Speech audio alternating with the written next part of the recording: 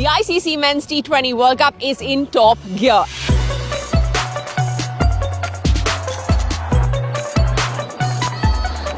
And as we approach the business end of the tournament, the action shifts to the heart of South Australia, Adelaide, to one of the great venues for cricket, the Adelaide Oval. This venue is gearing up to host some exciting matchups as the race to the semi-finals heats up. We've got all the scoop for you on the Big Time Preview.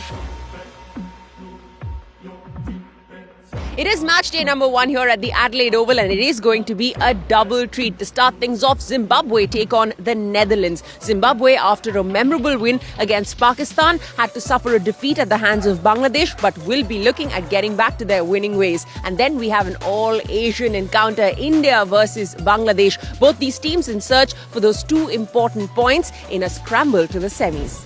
Before we move ahead, let's take a look at that Group 2 points table. India and Bangladesh both have 4 points to their name after 3 matches of the Super 12s. A win here will help them move a step closer to that semi-final round. And of course, Zimbabwe will be hoping for no slip-ups against the Netherlands, who are still in search for their first points in the Super 12 stage. And to chat about this and so much more, we have just who the doctor ordered.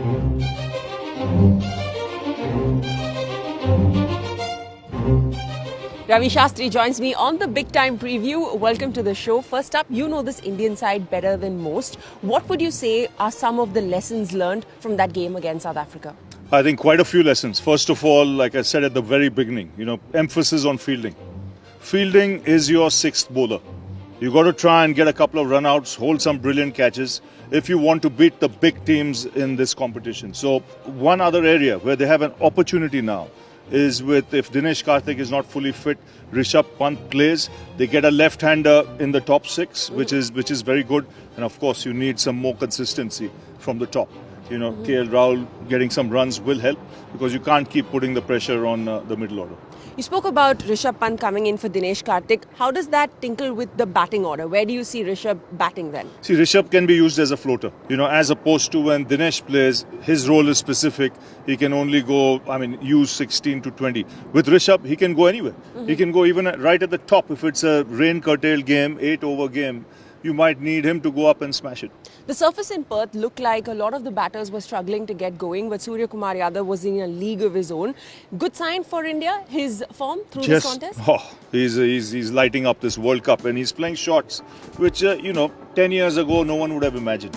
What he did well as opposed to the others in Perth. Perth has extra pace, extra bounce. He used that pace and bounce to, get across, use the pace, hit, shots that were fine over the keeper's head, fine towards third man as well. So I think he sussed the conditions, it suited his game, but he's one heck of a player.